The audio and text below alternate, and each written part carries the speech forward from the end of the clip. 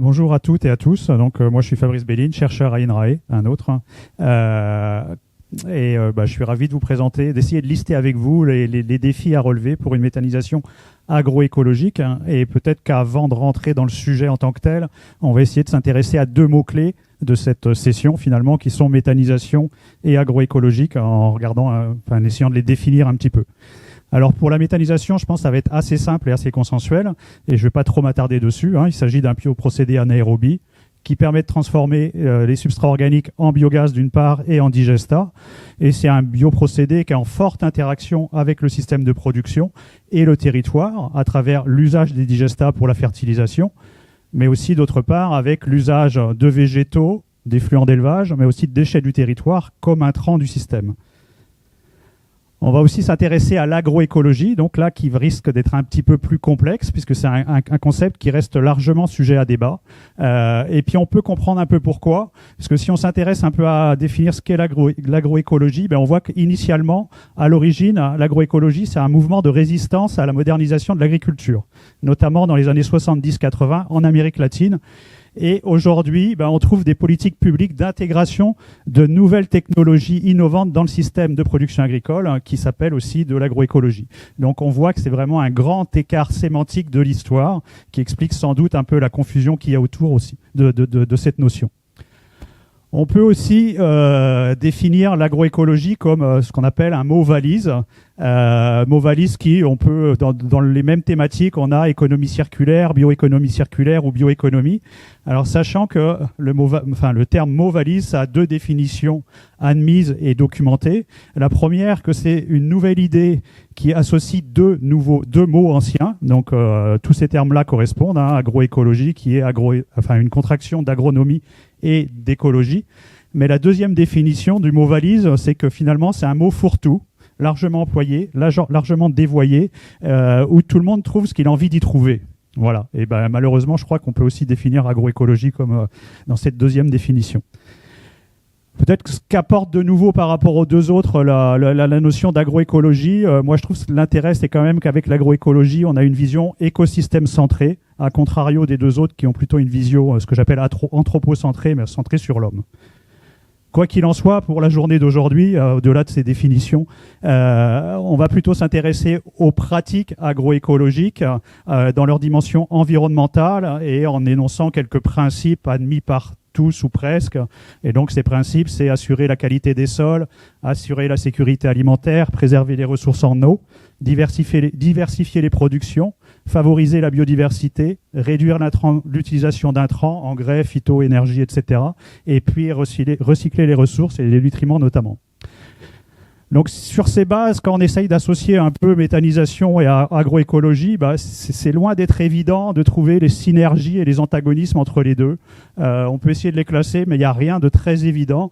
Et c'est pour ça qu'en 2002, on a effectué ce travail collectivement à travers un workshop qui a été organisé par le GISAPIVAL, qui a réuni 70 chercheurs, et on s'est posé la question si la méthanisation contribuait à la transition écologique. Et donc, c'est un peu pour faire le constat actuel de la méthanisation vis-à-vis au prisme de l'agroécologie. C'est sur ces résultats je vais m'appuyer sur ces résultats. Ça va être très rapide pour la synthèse.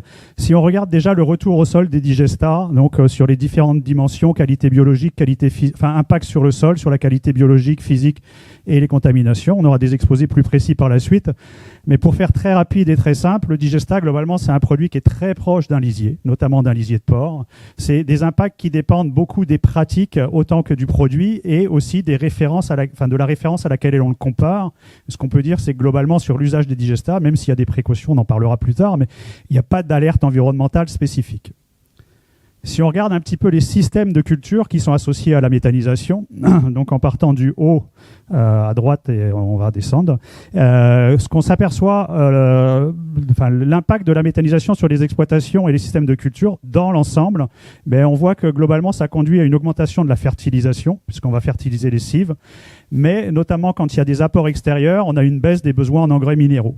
Sur tout ce qui est phytosanitaire et utilisation d'eau pour l'irrigation, on a une légère tendance à l'augmentation dans tous les cas.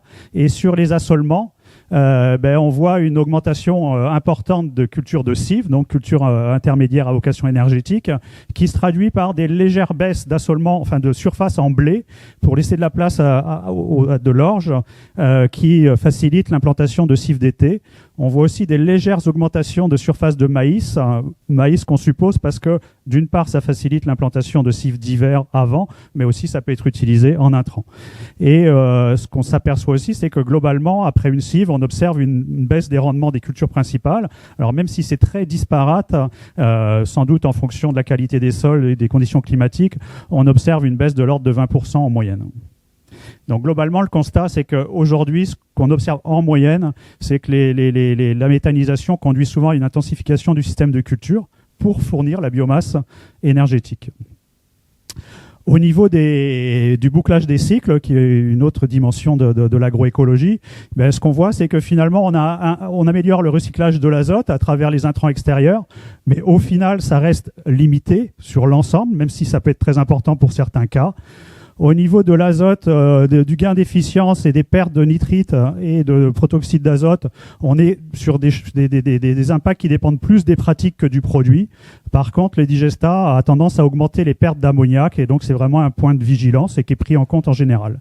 Sur la fixation d'azote et la culture de légumineuses, on ne voit pas d'impact significatif aujourd'hui. Concernant le carbone, évidemment, on augmente les sorties de carbone au niveau de l'exploitation, à travers la production de digestats composés de CH4 et de CO2, mais on augmente aussi, et de façon plus importante en général, les entrées de carbone, notamment liées à l'intensification de la production de biomasse.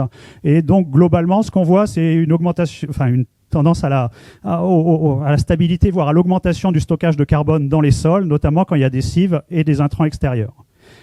La méthanisation permet clairement de baisser les gaz à effet de serre, les émissions de gaz à effet de serre des effluents d'élevage, mais attention aux fuites, qui sont aussi un point de vigilance et qui, si elles sont trop importantes, notamment quand il y a des intrants végétaux, peuvent largement annuler les bénéfices liés aux effluents d'élevage.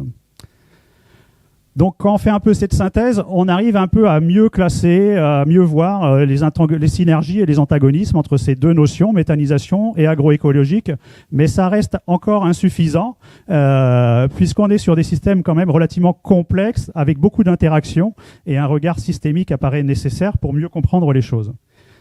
Et donc, du coup, pour avoir ce regard systémique, je vous propose de regarder un peu l'évolution de la méthanisation au cours de ces 20 dernières années, avec un peu moins de 100 unités de méthanisation en 2004 et un peu plus de 1400 en 2022. Si on regarde un petit peu les résultats des études qui ont porté un regard systémique sur la méthanisation, on a plutôt, dans la première phase de développement de la méthanisation, des projets, je pense notamment à Metalae, qui ont montré des résultats plutôt encourageants. Donc au début de l'essor de cette méthanisation, avec un focus principalement sur la fertilisation azotée. Par contre, on a des résultats plus récents, donc je pense notamment à la thèse de Jeanne Cadiou et aux travaux de Florent Levavasseur, qui montrent des résultats beaucoup plus mitigés sur l'évolution actuelle, avec ce que j'ai déjà dit, une tendance plutôt à l'intensification des systèmes, c'est pas grave, une intensification de la production végétale. Et ce qu'on voit là, c'est que même si sur certains cas, sur la dimension environnementale, on arrive à trouver des cas où il y a des améliorations très significatives d'un point de vue environnemental, quand dans la plupart des cas, sur la dimension multicritère environnementale, on a des choses qui sont relativement mitigées, pas très significatives, que ce soit défavorablement ou favorablement. Donc globalement, ce qu'on peut conclure, c'est que la méthanisation, à ce jour, c'est pas un moteur important, voire c'est pas du tout un moteur de la transition agroécologique. Donc, ce qui m'amène rapidement à énoncer quelques freins à la méthanisation agroécologique. Je pense que le premier frein, c'est clairement que la vision, elle est très majoritairement énergétique autour de la méthanisation. Vous avez les prospectives 2050 ici, je ne vais pas m'attarder, mais toutes les prospectives sont assez consensuelles pour prévoir un fort développement de la méthanisation. Et à cette vision énergétique, il y a des politiques publiques qui sont associées. Et globalement, ce qu'on voit, ce qui est conclu, c'est qu'il y a une majorité des décisions structurantes du développement de la méthanisation qui sont prises au prisme de l'énergie seulement, et notamment des énergies renouvelables, avec des objectifs de compétitivité avec les énergies renouvelables, les autres énergies renouvelables, et de maîtrise des prix de l'énergie pour l'industrie française. Il y a aussi, en parallèle de ça, finalement, depuis quelques années, il y a eu un échec de la promesse agroécologique sur coût un surcoût un surcoût lié à la production de biogaz, notamment avec à travers par exemple monétisation des externalités positives.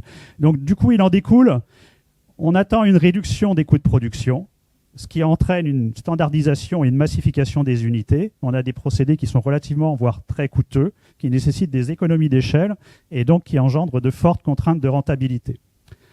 En plus de ça, un des freins, c'est qu'on a souvent un système de production d'énergie qui vient s'ajouter à un système de production agricole, déjà assez intensif, en espérant exploiter au maximum les synergies potentielles à travers les effluents, la fertilisation, les couverts, mais qui finalement, on a principalement une intensification de la production végétale.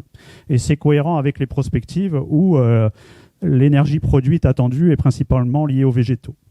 Et un troisième frein, ou quatrième, qui me paraît importante, c'est la promesse de recyclage de l'azote, qui est réelle, mais qui est quand même relativement limitée. Là, on s'est amusé à calculer, alors amusé, je ne sais pas si c'est le bon mot, mais avec une vision relativement optimiste, les quantités d'azote par hectare et par an qu'on pouvait recycler à partir des biodéchets et des déchets verts. Et bon, dans la région parisienne, on a des taux relativement importants, mais quand on est dans des zones rurales et donc agricoles, on voit que cette quantité de recyclé est quand même relativement limitée.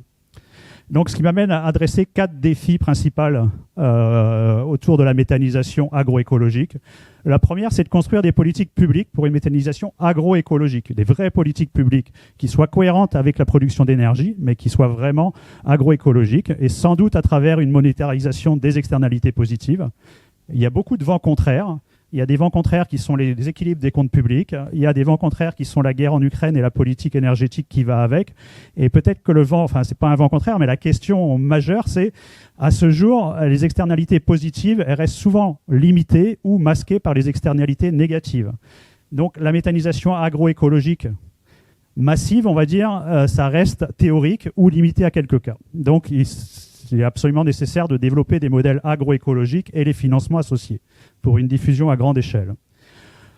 La synthèse a aussi montré que pour avoir une méthanisation agroécologique, il fallait des technologies diversifiées et sobres avec des procédés moins coûteux, que ce soit à travers la taille, la gouvernance ou les technologies. Un dimensionnement raisonnable qui intègre des critères de souplesse et de résilience et un outil au service d'une approche systémique et long terme. C'est pas forcément ce qu'on voit tout le temps au jour d'aujourd'hui. Et puis concernant les pratiques culturales, c'est d'essayer de développer des couverts à travers la méthanisation, à travers notamment les cultures de cives, mais dans une logique extensive en termes de fertilisation, d'eau, de phytosanitaire, et aussi d'aider au maintien, voire au développement des cultures pérennes et notamment des prairies. Et le dernier défi, numéro 4, donc, c'est essayer de maximiser les externalités positives, notamment à travers l'autonomie en fertilisant. Donc, bien sûr, favoriser le recyclage territorial, mais ça, on a vu que c'était quand même relativement limité, d'autant que ça peut être finalement contrecarré par le fait que les pertes de NH3 ont tendance à être plus élevées et qu'il faut absolument mettre des pratiques en place pour les limiter. Et donc, ça veut dire que sur cette autonomie, en fait, il faut développer vraiment les synergies légumineuses méthanisation. Et il me semble que c'est un sujet qu'on verra également après. Pour conclure, à ce jour, la méthanisation n'est pas un moteur de transition agroécologique. La priorité est donnée à la production énergétique, que ce soit dans les politiques publiques, etc. Donc les défis pour y arriver, comme j'ai essayé de l'exposer, ils sont nombreux et la marche me semble relativement haute. Et donc une implication de tous les acteurs sera nécessaire. À mon sens, pour avoir une méthanisation agroécologique, et quand on voit les cas agroécologiques, je pense que ça va dans ce sens, c'est que le système de production d'énergie, il ne doit pas venir s'ajouter au système de production agricole existant, mais il doit venir le questionner, éventuellement le restructurer. Je pense qu'il faut un peu oublier les promesses de synergie, de gagnant-gagnant, on rajoute quelque chose et on va gagner quelque chose. Et évidemment, pour une méthanisation agroécologique, ce sera plus facile s'il y a une politique agricole globale agroécologique. Et du coup, un développement massif de la méthanisation agroécologique est-il possible ? D'un point de vue personnel, j'aurais tendance à répondre favorablement, mais avec quel modèle, quelle politique publique d'accompagnement et surtout quelle production énergétique en face ? La question reste posée. Et on aura peut-être des éléments de réponse par la suite.